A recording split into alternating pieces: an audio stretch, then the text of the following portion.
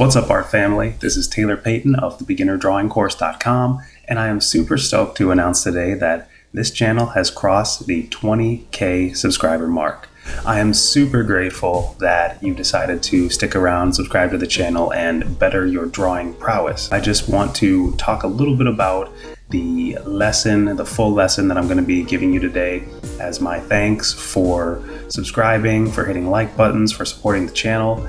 And also just to kind of ask you a quick favor, can you leave some questions for me in regards to drawing or myself or pretty much anything in the comment box below so that I have enough content for a Q&A video coming up. But either way, the beginner drawing course lesson 13 is right around the corner. It is basically going to talk to you about improving your line work, which I know that's a big subject for a lot of you. It's from the 16-week edition of the beginner drawing course, which I recently updated from 12 weeks. If you already got the 12-week edition, my thank you. You can still find the new 4 weeks on thebeginnerdrawingcourse.com. I'll just link everything in the description. Again, thank you for your support, and I look forward to answering your questions. Happy drawing. Hello and welcome to the beginner drawing course Beyond the Basics. My name is Taylor Payton, and I will be your instructor in this particular lesson and in all later lessons. So this extended edition is from week 13 to week 16, which is 4 more weeks from the previous installment, which is a 12-week edition. In this particular lesson, we're going to have a nice, fairly substantial demo of my character Gemina. What we're going to cover is the clean contour, cleaning up the outside lines of the figure, which matters a lot when it comes to cleanliness and improving your line work, which is also the subject of these first lessons here. We're going to talk about deliberate mark making, and we'll get more into that as this installment progresses. That's not just for week 13 here, but also in week 16. We're going to talk about removing mistakes because they're going to happen and we need to know how to deal with them. Lastly, we're going to talk about the different polish passes just to help you break down your process, and then just a couple extra techniques as a bonus. This image of my character Isaac from Satellite Psychic Saga is not going to be in this particular edition, but in weeks 17 through 20. So that is going to be a later lesson because it's a little more advanced, a little bit more of a polish/cleanup step. In the first couple lessons, we talked a lot about, just building more basics, more fundamentals, getting those foundational skills down. And now we're talking about cleaning up the work, making it more presentable, and thereby creating a higher quality of artwork, if you will. So let's get into the demo and I will talk you through these subjects. All right, so as you've seen me do numerous times throughout the beginner drawing course and in general, we usually start off with a super rough gestural sketch. This is pretty much canonly my process. I don't have super clean first steps usually. I like to work very loosely and capture as much energy as possible and then sort of refine that energy to make it more readable. So what I'm doing here is just figuring out the general pose and aesthetics, trying to get a feel for where I want the limbs to go, but also getting the costume down as well. This is a pretty hybrid process, and it's not my first time drawing this character. Oftentimes, you can start with just a gesture drawing, like a nude figure, and then work your way into clothes in a second step and just sort of break each step down into something that is, controllable for you. I think that's the key, is to have a process that feels like you have the most creative control, even if it might take a little longer and you have to respect it a little bit more.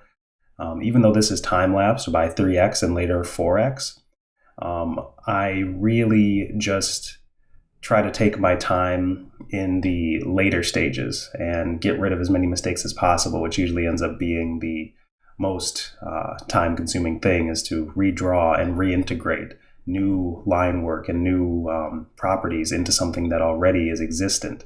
So here I'm doing whatever it takes to create the effect that I want, which is a strong looking pose of her using her wind abilities. And I lay in the rough approximation of the facial features. I'm always flipping, keeping my eyes fresh, making sure that the overall energy is reading the way I want and the proportions are there, lassoing stuff and using the arrow keys just to maneuver it to the position that I want on the canvas.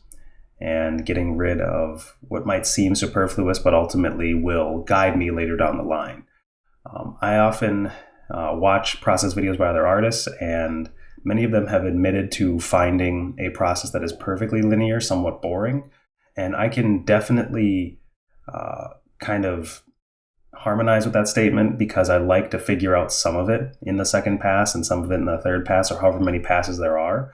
Eventually you get to a point where it's very frustrating, and that's definitely what happened with the other picture you saw of the other character, Isaac. And that's why it's going to be in a later lesson, just because I realized that's more advanced than these 4 weeks are going to be taking you.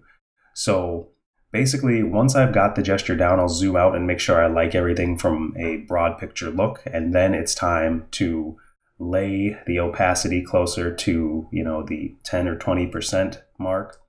And then I'm copying and pasting in another reference that I drew of her, which really helps me personally when it comes to making sure my OCs, my original characters, look more, consistent. They're not always perfect, but it helps a lot. And when you have a piece you really like and you're doing something similar, even if it's not the same character, you might want to bring it in just for a certain level of polish or something to hit, like a goal. A white canvas is very nebulous, and even though I had like an idea of where I wanted to take this, having that visual reference still gives me a benchmark. It still gives me a target to hit. And oftentimes, if you're working really deeply from imagination, like I was on this one, you don't want to leave as much up to chance as possible, because then you're just going to end up way outside of your comfort zone and drawing way below your actual abilities. So this is closer to what I'm able to do because I give myself the tools to do it, meaning a stronger reference. Now that I have a rough drawing already laid in and a fairly clean reference, I'm kind of bridging the gap here and using the zoomed in kind of time to work on the face, get the face to feel right, because in this case it was really important. I just really wanted that to read before moving on to anything else. And also now looking at this, I realized I forgot her piercing detail, which is my bad. I'll have to go back and add that later. But anyway, the contour of the figure is the outer line, but that's just one part of the idea of line. Like the outer lines that run the complete outside of the figure are, usually referred to as the contour. And if you are looking inside the lines, then it's going to have a different idea of cleanliness, because the outside lines are typically where you want to be the cleanest. That's where people are going to kind of look and see a silhouette that's more readable. The cleaner your lines are for the contour, the better your silhouette will read, and that adds another layer of cleanliness, both mentally and visually, for your viewers. That's definitely something to keep in mind.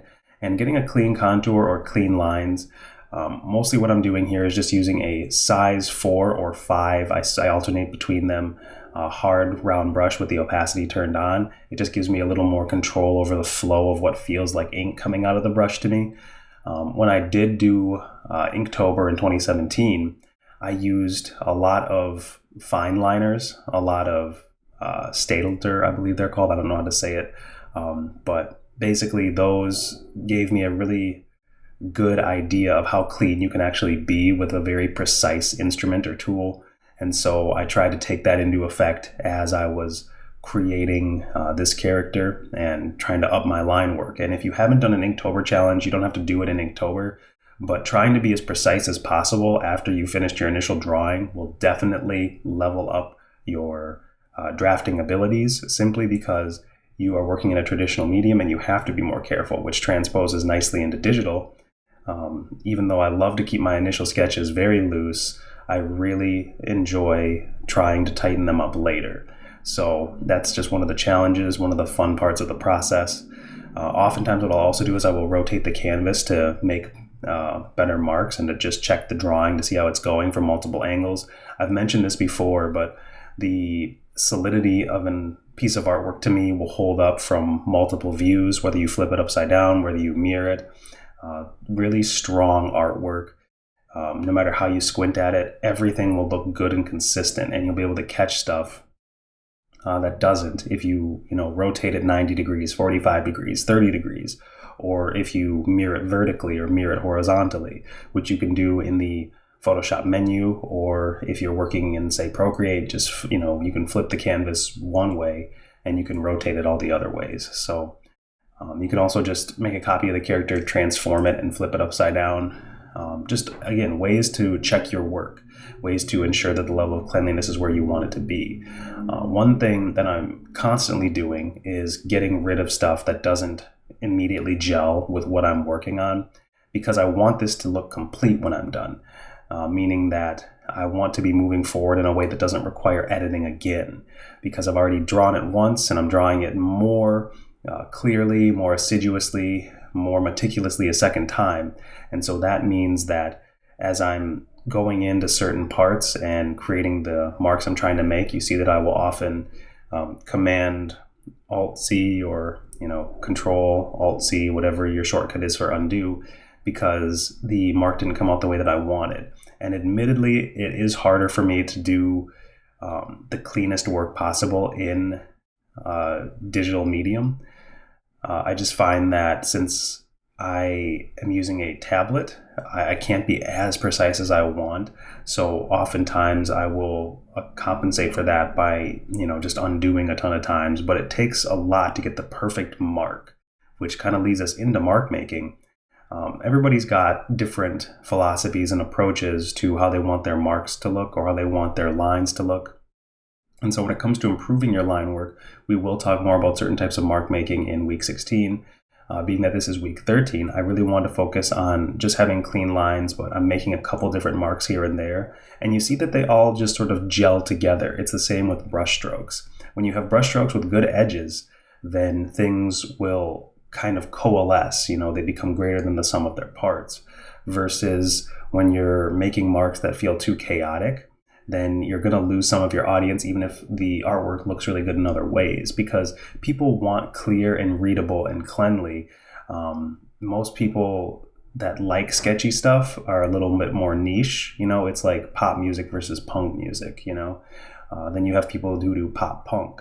So you have sort of this hybridization of people who want the grunge and who want the dirty, but who also want to be able to understand what's going on and not feel isolated or like they need to be just absolutely lathe in this particular genre to enjoy it.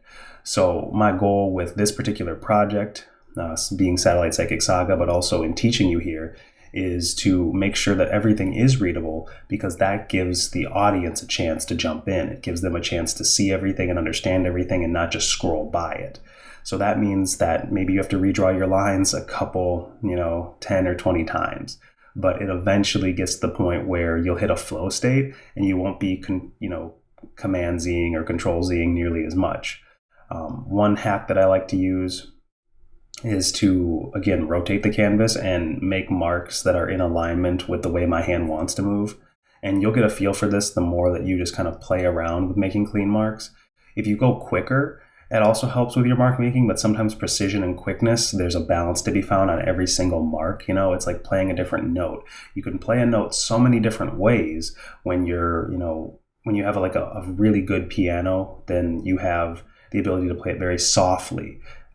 It changes the velocity of the note, changes the feeling. And same with like a guitar, you can, play a note and bend the string to change the pitch, or you can play a note and just let it ring out clean, or you can, kind of tap your finger and give it a vibrato feeling.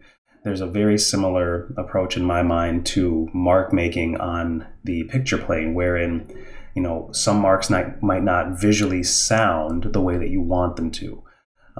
And that means that you're going to have to redo it a couple times. One thing that really helps me is just telling myself, I'm still working on the design. There's still design aspects that I don't know. And even if the marks look good, then I'll still go back and try to configure a design that actually works too. This isn't a character design course, but if you go to thebeginnerdrawingcourse.com, I do have one of those available at some point in the future.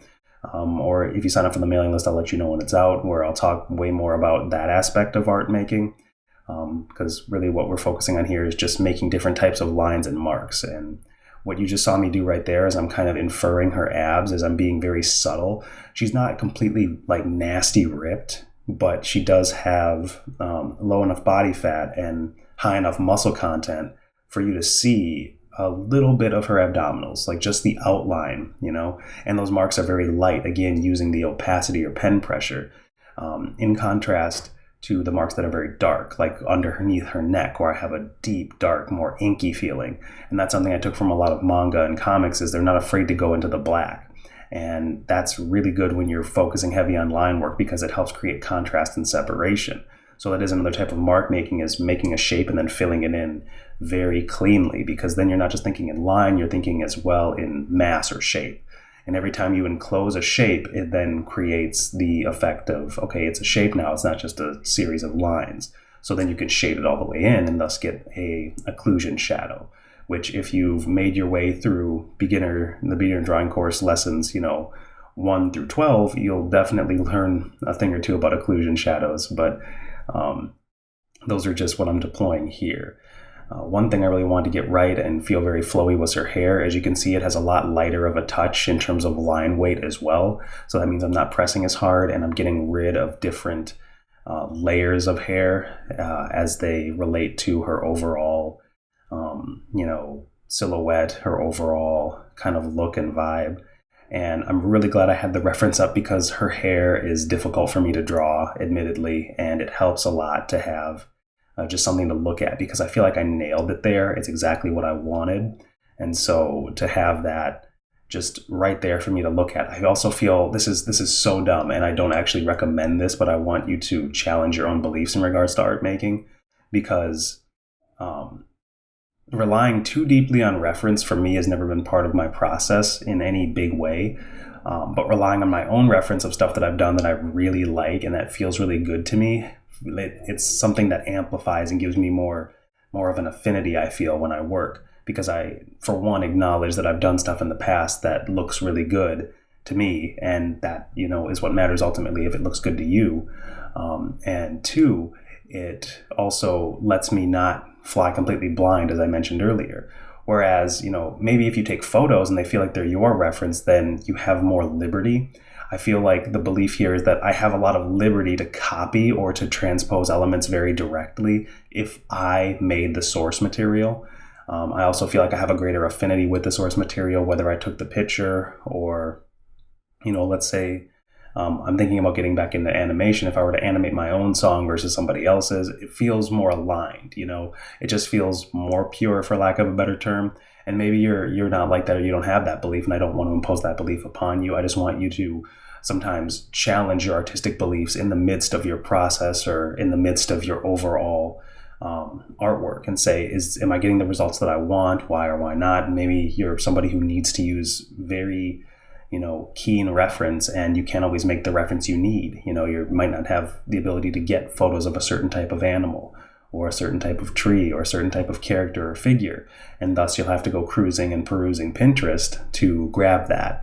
So it's really up to you how your process is going to unfold, but that's something I really wanted to touch on, is just to make sure that you are not only just watching this stuff, but also obviously doing the assignments and getting a deeper, richer understanding of your approach as an artist and what makes something feel like you can access higher levels of your latent ability. Because if we're being honest, most of us have a feeling that there's more we can always be doing. There's more, heights to climb, more techniques to employ, more ability to cultivate.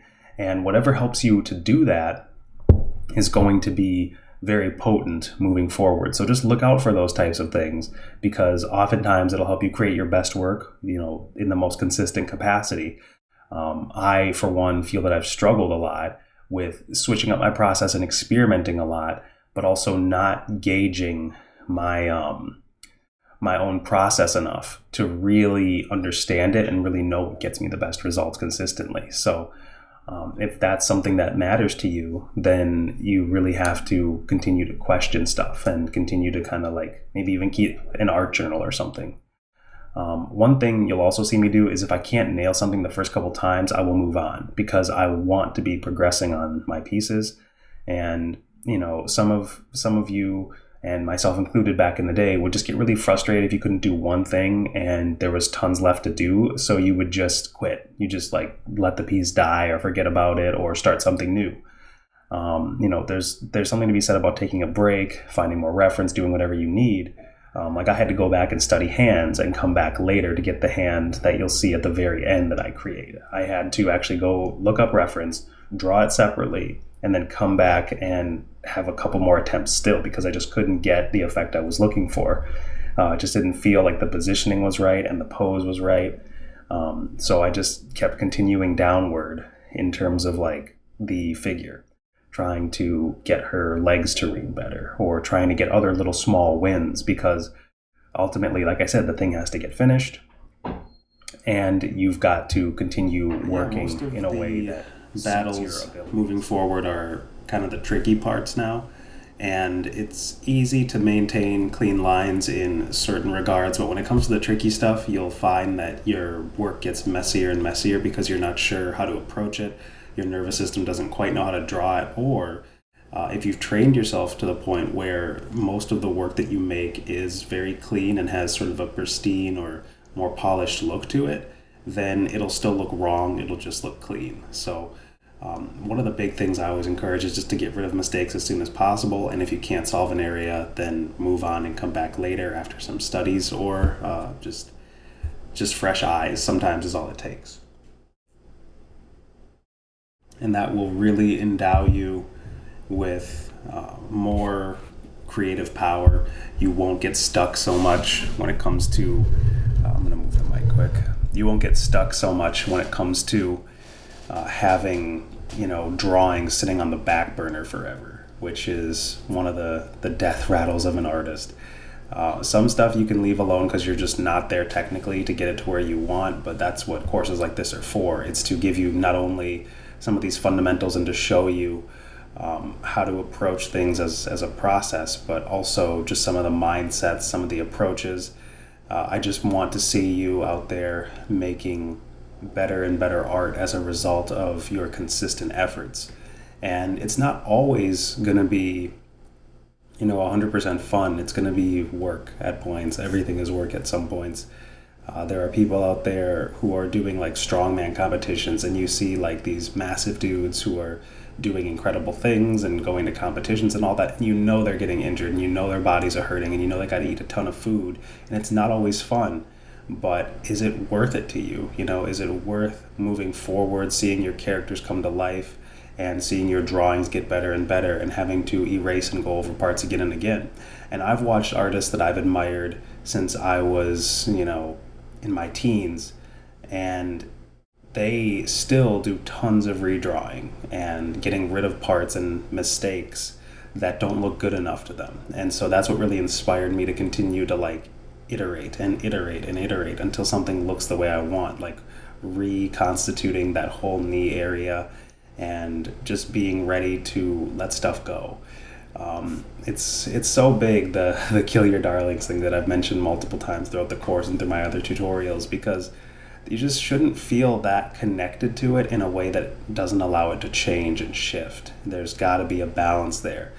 I think that obviously you can get to the point where nothing is good enough and you're super discouraged, but just keep pressing forward and accept there's a standard of quality that you can hit, but not in a way that's going to slow your progress to a grinding halt. So you have to keep that output up. You have to keep your consistency. You don't want to break the chain, as it were, when it comes to doing art every day or most days, and that, taking breaks, taking care of your health, but obviously putting the work in.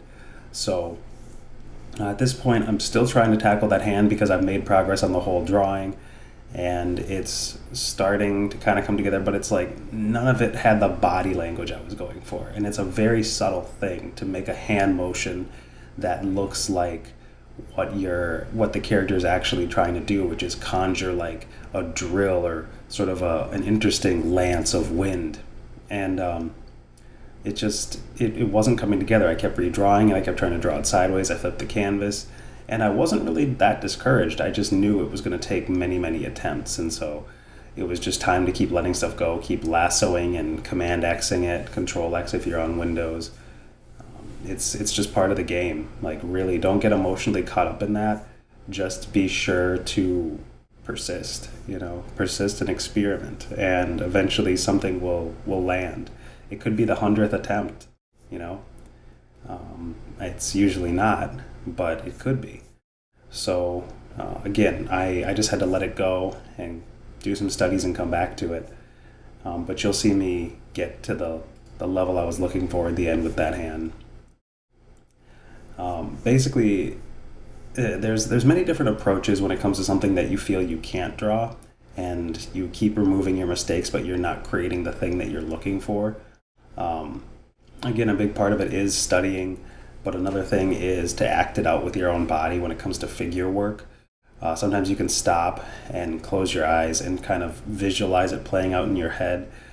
Sometimes, because of my background in animation, I think about what it looks like a couple frames before as it gets to the frame that I'm on, because you could make a case or a thought experiment that every painting, every drawing is just one frame in a sequence, in multiple frames that if you played them together with enough rapidity at a rate of 24 frames per second, then you would be able to see motion unfold before you. So don't always take stuff as static, and just start to think of things dynamically. It'll really help you in the long run and help increase your range and your abilities. That's one thing I tried to do when it came to the mark making on these sort of wind sweeps and this power aura that's beneath her. The mark making here is just to create a sense of movement and dynamism. She's sort of triangular in the way that she's standing, and then you have these sweeping wind currents that are moving up her body. And it's almost like, it's weird that my brain goes here, but stay with me for a second. We're artists, we can handle this. She's like, bring it up, like almost like the drawing and you are communicating. And I think that when you start to lose yourself and lose your identity and lose your ego in your work, that's when stuff starts to really come alive. It's not in the same way that maybe, a sincere mental illness would, obviously, but just in a way of deep imagination and really getting so absorbed in the process that it's just, you can't help but, start to draw these mental connections. And so it does take me a little bit to finally get the feeling I want in it. But you can still see that there's progress being made at every turn. And that's something I want you to constantly keep in mind, is to just keep moving forward, to just keep progressing, and to ensure that if you feel stuck or lost, then just work on some other stuff. But yeah, at this point, I cut the video because it was time to zoom in. Sometimes it's the zoom level you're working at that doesn't allow you to get the quality you're looking for. And in this case, I just stopped recording, took a break, practiced a couple of different gestures, and then came back to it.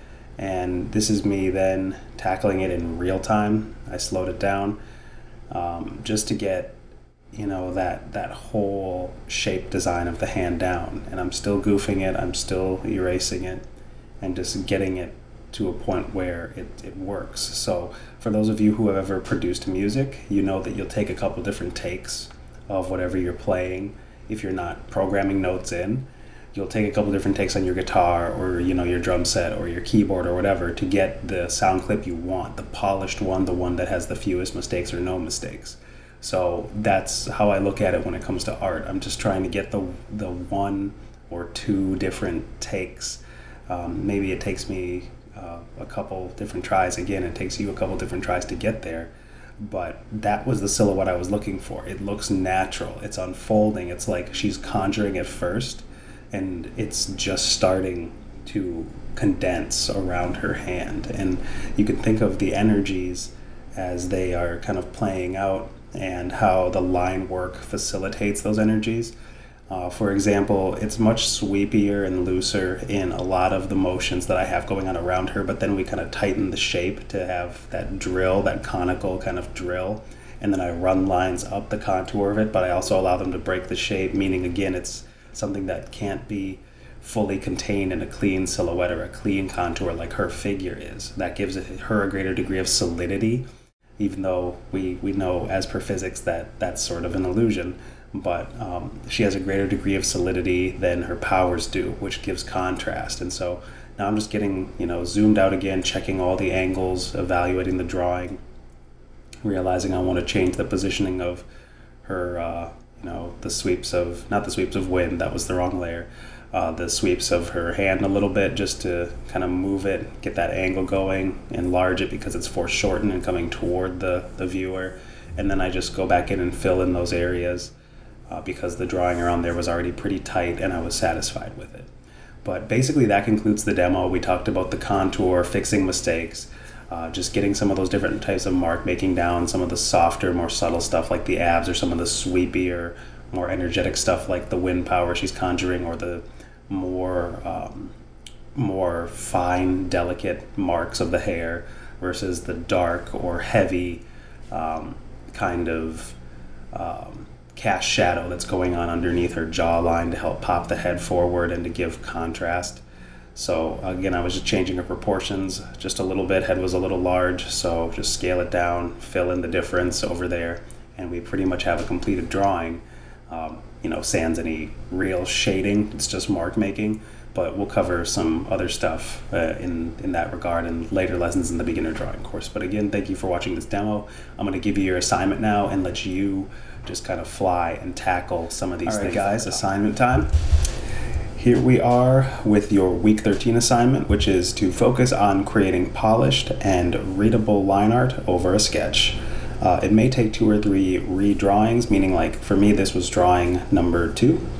The first drawing was obviously very loose, second drawing less loose, but it could be argued that I could go over this even one more time, and since I've put in my 90 minutes of real-time drawing over all these shapes and forms, I could probably go even cleaner with the second run around. Whether or not it is worth it just to get like a super clean polished drawing is something that you'll have to decide for yourself, but that it may take a third drawing. I want you to do that process, so create some really readable line art over some sketches with at least 3 different drawings. So this would count as 1 drawing. And I want you to spend about 3 hours per drawing, and that includes however many iterations it is to get the 1 drawing. So that means the total drawing finals you'll have 3, and the total time per drawing is about 3 hours. So I just say 3 hours because that's about what it takes to create a polished drawing if you're a little bit more beginner intermediate level.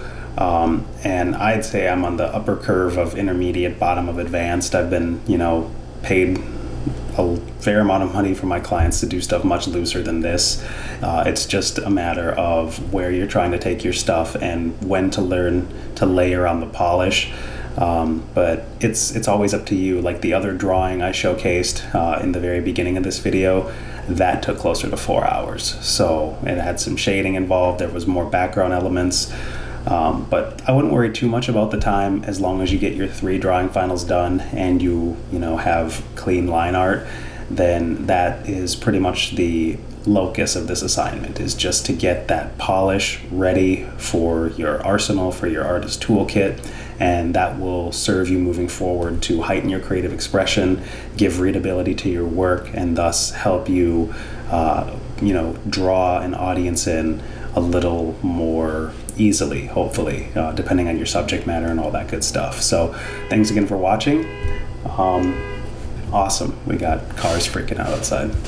So thank you again for watching. Have an awesome time with your assignment, and I will see you in the next week of the beginner drawing course. Again, spend about a week on this. Don't just rush through it. So I'll see you week 14, and we will tackle some more art knowledge and give you another assignment so that you can keep ascending, keep growing, and keep creating. So happy drawing. See you next time.